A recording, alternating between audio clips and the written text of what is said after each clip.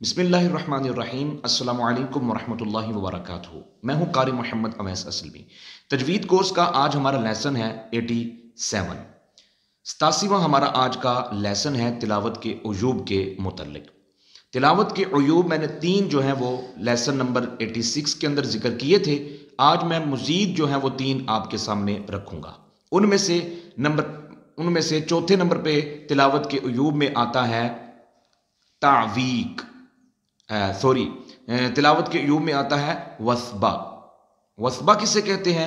کہتے ہیں پہلے حرف کو نہ تمام چھوڑ کر دوسرے حرف کو شروع کرنا۔ اگر آپ تلاوت کے دوران تلاوت کرتے وقت اگر آپ حروف پہلا حرف پورا ابھی ادا نہیں ہوا تو آپ نے دوسرے کو کیا کر دیا؟ شروع کر دیا، تو یہ کیا ہے؟ تلاوت کے اندر مکروہ ہے۔ آپ تلاوت کے دوران اس چیز کا بھی خاص خیال رکھیں گے کہ آپ پورے حروف ادا کر رہے ہیں یا آدھے حروف کیا کر رہے ہیں؟ ادا کر رہے ہیں۔ اگر آپ پہلے حرف پورا نہیں ادا کیا، آدھا چھوڑ کر دوسرا شروع کر دیا، تو یہ کیا ہے؟ مکروہ ہے، اسے وثبہ کہتے ہیں۔ آگے آ جاتا ہے ترقیص۔ ترقیص کہتے ہیں آواز کو نچانا، یعنی کبھی بلند کرنا اور کبھی نیچا کرنا۔ اگر تجوید کے مطابق یہ پڑھنا ہو تو یہ مکروہ ہے، اگر تجوید کے مطابق نہ ہو تو یہ کیا ہے؟ حرام ہے۔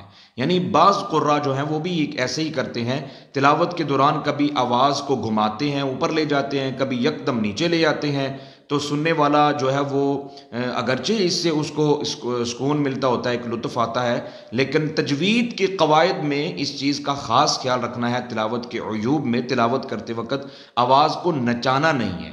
اگر آپ آواز کو نچاتے ہیں، کبھی بلند کرتے ہیں کبھی نیچا کرتے ہیں، اگرچہ آپ تجوید کا خاص خیال رکھتے ہیں اور آواز نچاتے ہیں، تو یہ مکروہ ہے۔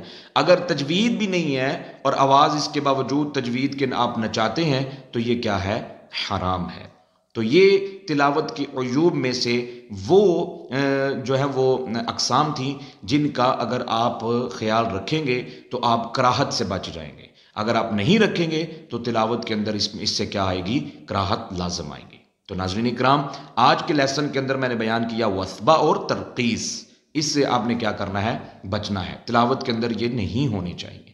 دعا کریں کہ اللہ کریم ہمیں صحیح عین تجوید کے قواعد اور محاسن کے ساتھ تلاوت کرنے کی توفیق عطا فرمائے۔ دعاؤں میں یاد رکھیے، اگلے لیسن میں ملاقات ہوتی ہے۔